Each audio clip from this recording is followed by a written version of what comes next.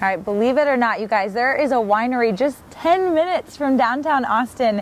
It is the Austin Winery, and today we're going to meet with the owners and take a tour and see what it's all about.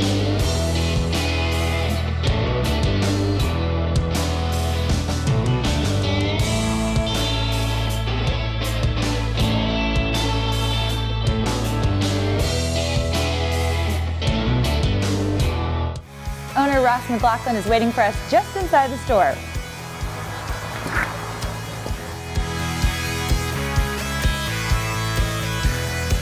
This is our full fermentation and barrel aging rooms. What we have aging in here is some Merlot from Texas. So what's like the range they can be in here? Say like 9 months to 2 years. So we'll taste some of a port that was in for 2 years, and that one I had to just totally forget about for a while. You gotta exercise some patience on that. Yeah. I wouldn't be able to do that. Yeah, so you get to taste though, and that's nice. We call this a little barrel thief. So this is how we extract wine from the barrels when we want to sample. Cooper and I both appreciate about wine is, two, we think it's kind of our passport to the world. I think you go anywhere and you have a bottle of wine or a soccer ball, and that's going to be the quickest way that you're going to make friends.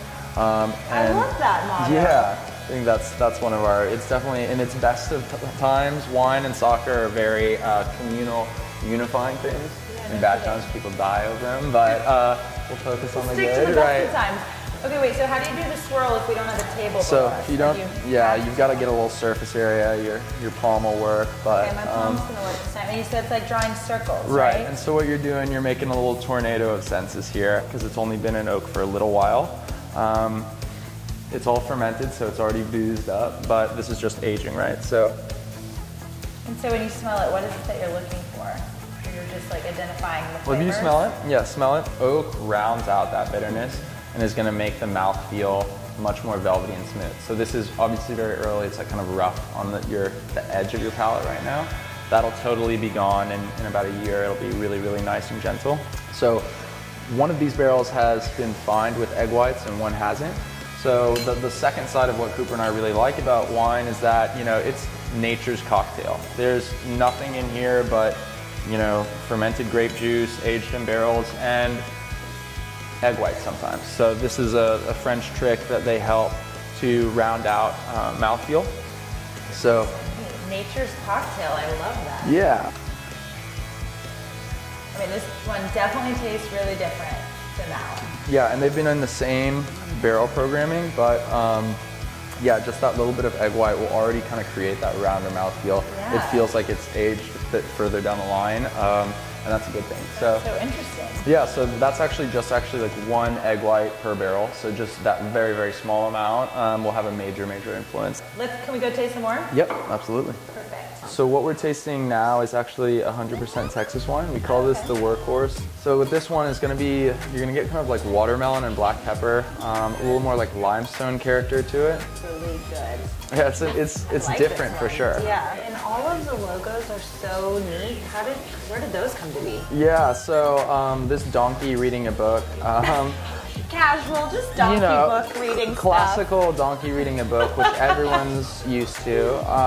No, but we kind of, workhorse, right? This is one that, I would drink during the week, that, you have a tough day, you're a donkey, you've been at it all day. Is there a day of the week you don't drink wine? No, normally it's always in the mornings. Cooper makes me taste at like 7:30 or 8 in the morning because... Oh, top of the morning too. Yeah, well, when you're making wine, you've got to be really critical, and everything tastes good at 5 o'clock. So that's the point. You gotta have your skills sharp, keen eye. Right. If I'm a chef, I would want to try my food when I'm on a full stomach, or I don't know, like not hungry. Drink turpentine. The party's getting started over here every day. All of our labels are original works that we commissioned through a good friend of ours named Nick Mathis. So the best brainstorming and creative thinking is kind of done together.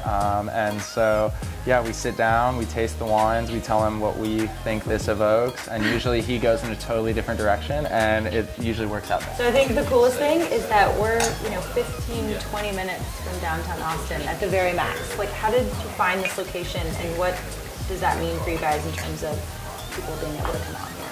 Well, that was always core to our business model, was having wine be really accessible to the environment, and that means both in terms of price point, style, and physical location. Just in the last 4 months, we entered into a supplier partnership with Central Market. As boutique as we are, and we want to maintain that, you must be accessible. So, you know, developing a thirst is one thing, and then having a place for them to get it is another.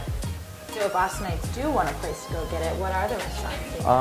I would say some of my favorites are Epicerie Cafe, South Congress Cafe. If you're headed out of town and in the airport, Vino Volo is the airport wine bar. And what's next on the journey? So next, you know, probably just really deepening our roots, getting more Dallas and Houston locations, and yeah, just continuing lots of festivals and pouring and making wine as we do. So yeah. Love it. Dig it. Cheers to you guys, Ross. Thanks for sharing your story. Thank you.